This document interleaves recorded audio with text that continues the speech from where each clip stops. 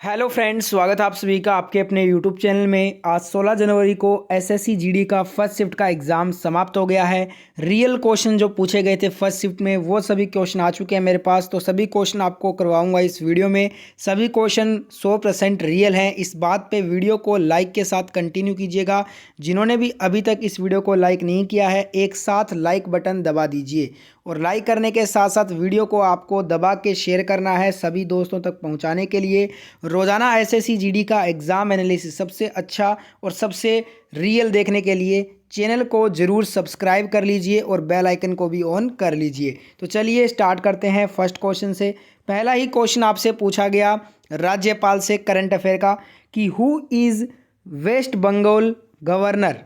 तो यहाँ पे वेस्ट बंगाल जो पश्चिम बंगाल है, यहाँ के गवर्नर का नाम पूछा है तो सीवी आनंद बोस। अगर आपने किया है ऑप्शन में तो आपका आंसर बिल्कुल सही होगा। बात कर लें दोस्तों पश्चिम बंगाल की, तो पश्चिम बंगाल स्थापित हुआ था 26 जनवरी 1950 को। राजधानी कोलकाता है। मुख्यमंत्री वर्तमान में ममता बनर्जी हैं। ठीक है, नेक्स्ट क्वेश्चन पूछा गया था। ये वाला क्वेश्चन भी दोस्तों करंट अफेयर का ही है। क्वेश्चन है कि how many Lok Sabha elections has been held.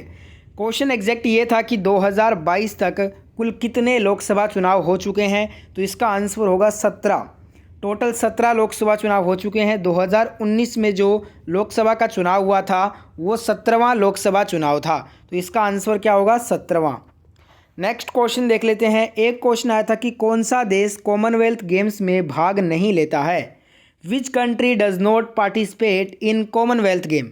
तो ऑप्शन में इंडिया दिया था, पाकिस्तान दिया था, बांग्लादेश था और चाइना था। तो आपको बता दूं चाइना इसका राइट आंसर होगा। चाइना जो है वो देश है जो कॉमनवेल्थ गेम्स में भाग नहीं लेता, तो आंसर हो जाएगा ऑप्शन डी चाइना।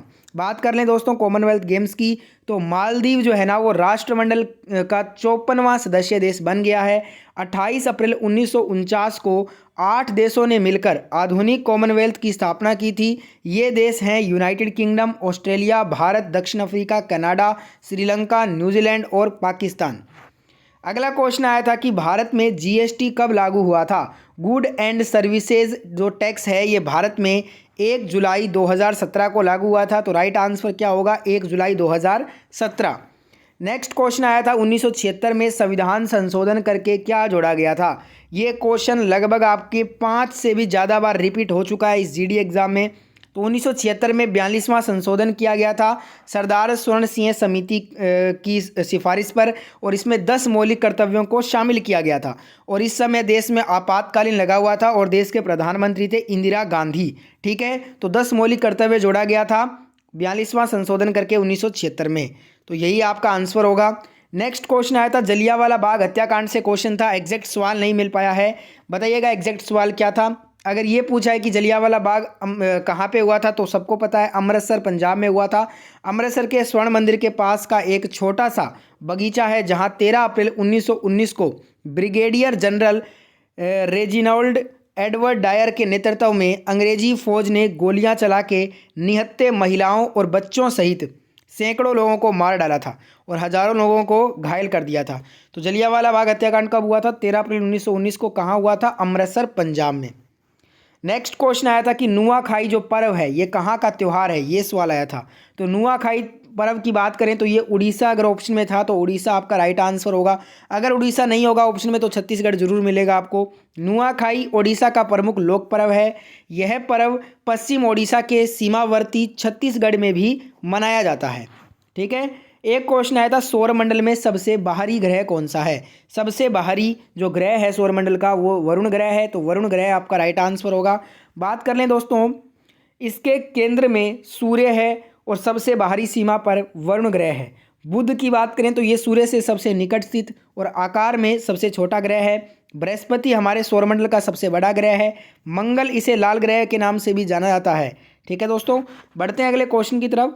अगला क्वेश्चन हिंदी का है। मुहावरा दिया था घोड़े बेचकर सोना, इसका अर्थ होता है निश्चिंत हो जाना, निश्चिंत होना। ठीक है, एक क्वेश्चन आया था हिंदी का, बहादुर शब्द का विलोम बताना था, तो इसका विलोम होगा बुजदिल या कायर, दोनों ही सही हैं, या तो बुजदिल ऑप्शन में होगा या कायर ऑप्शन में होगा। एक क्वेश्चन आया था चंद्रमा का पर्यायवाच्य, तो देखिए चंद्र, शशि, हिमकर, राकेश, रजनीश, हिमांशु, चांद, मयंक, विधु, सुधाकर, कलानिधि, निशापति, शशांक, ये सभी क्या हैं, चंद्रमा के पर्यायवाची हैं। इनके अलावा और भी बहुत हैं, तो बताइएगा क्या ऑप्शन में दिया था इनमें से। एक आया था सूर्य का पर्यायवाची, तो दिनकर, रवि, भास्कर, प्रभाकर, दिवाकर, आदित्य, भानु, सूरज, पतंग, मार्तंड, सविता, तरणी, मरीचि, अशुमाली, अर्क, दिनेश, हंस, ये सभी क्या है, सूर्य के पर्यायवाची हैं। इनमें से एक ऑप्शन में आया होगा।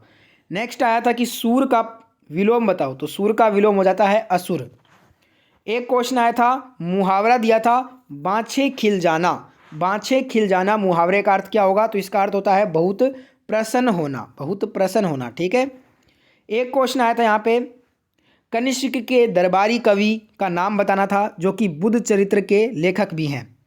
एग्जैक्ट सवाल ये था कि कनिष्क के दरबारी कवि कौन थे जिन्होंने बुद्ध चरित्र लिखा है। यहाँ पे मिसप्रिंट है, हर्ष चरित्र नहीं होगा, बुद्ध चरित्र की बात हो रही है।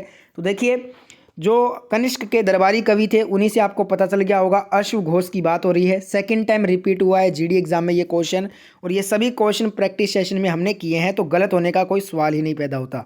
कनिष्क के दरबारी कवि जिन्होंने बुद्ध चरित्र लिखा वो है अश्व घोष। एक क्वेश्चन आया था, उत्तर प्रदेश में गोला गोकर्णनाथ उपचुनाव कौन जीता। हु वन गोला Gokarnanath by election in Uttar Pradesh, तो ये जीता है अमन गिरी ने। अमन गिरी अगर ऑप्शन में था तो आपका आंसर करेक्ट होगा।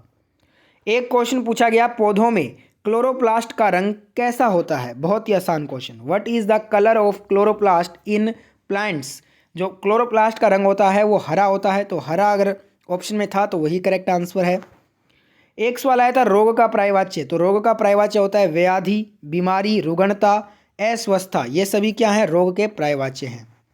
एक सवाल आया था, 2001 में साहित्य अकादमी पुरस्कार किसे दिया गया, तो ये अलका सरावगी को दिया गया है। इसी से मिलता जुलता एक और सवाल बताया स्टूडेंट ने कि 2001 में संगीत नाटक अकादमी पुरस्कार से किसे सम्मानित किया गया था, तो ये अलारमेल वल्ली को सम्मानित किया गया था भरतनाट्यम के लिए। और एक सवाल और स्टूडेंट ने भेजा ऐसा ही कि सोनल मानसिंह को कौन सा पुरस्कार दिया गया, तो 1992 में कला के क्षेत्र में पद्म भूषण दिया गया है इन्हें। बताइएगा इन तीनों में से एग्जैक्ट सवाल क्या था। ज़्यादातर स्टूडेंट ये वाला बता रहे हैं, अलका सरावगी वाला। आप बताइए अगर आपको मालूम है, जिनका भी फर्स्ट शिफ्ट में पेपर था, इन तीनों में से जो सवाल आया था एग्जैक्ट वो कौन सा था। एक कमल का पर्यायवाची आया, तो पंकज, नीर, सरोज, जलज, अंबुज, अम्बज, ये सभी क्या हैं, कमल के पर्यायवाची हैं। इनमें से एक कोई आया होगा, वो देख लीजिएगा आप।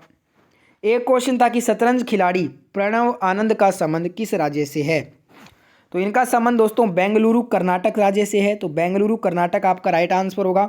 बेंगलुरु के 15 वर्षीय शतरंज खिलाड़ी प्रणव आनंद भारत के क्षेत्र में ग्रैंड मास्टर बन गए हैं। उन्होंने रोमानिया के मामाइया में चल रही विश्व युवा शतरंज चैंपियनशिप में 2500 ELO रेटिंग की संख्या पार कर यह उपलब्धि हासिल की है। रुमनी घोष, यहाँ पे दोस्तों आपसे पूछा क्या गया था कि इनका संबंध कहाँ से है, तो इनका संबंध बेंगलुरु कर्नाटक से है, ठीक है। एक सवाल आया था, किस खेल के साथ बटरफ्लाई शब्द जुड़ा हुआ है। बटरफ्लाई शब्द, तो बटरफ्लाई शब्द सबको पता है स्विमिंग के साथ जुड़ा हुआ है। ये सभी क्वेश्चन प्रैक्टिस सेशन के हैं।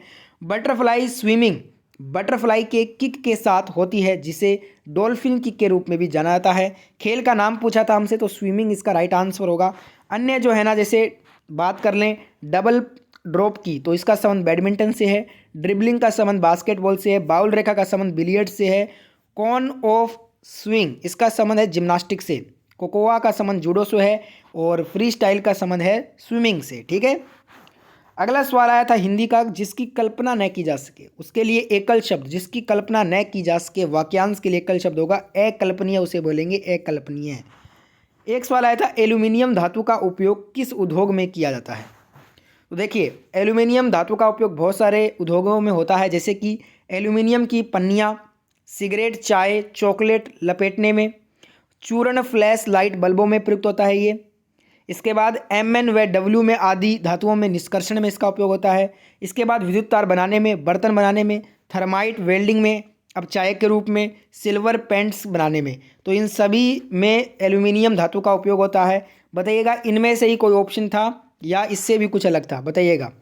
एक सवाल आया कि सिक्किम का कोई नृत्य आया था, एग्जैक्ट नृत्य नहीं मिल पाया है।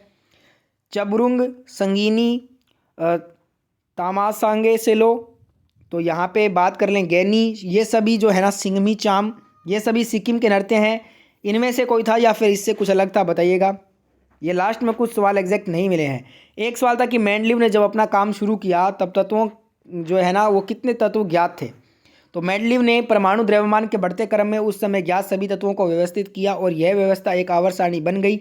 मेंडलीव की आवर्त सारणी में अवधि की कुल संख्या 7 थी और समूहों की कुल संख्या 9 थी। जिस समय मेंडलीव ने अपना काम शुरू किया उस समय 63 तत्वों को जाना गया था। तो 63 तत्वों आपका राइट आंसर होगा इसमें। तो ये थे आज के सभी सवाल जो पूछे गए थे फर्स्ट शिफ्ट में। जिनको और सवाल याद हैं कमेंट जरूर करना, उन्हें नेक्स्ट शिफ्ट में कवर कर लिया जाएगा।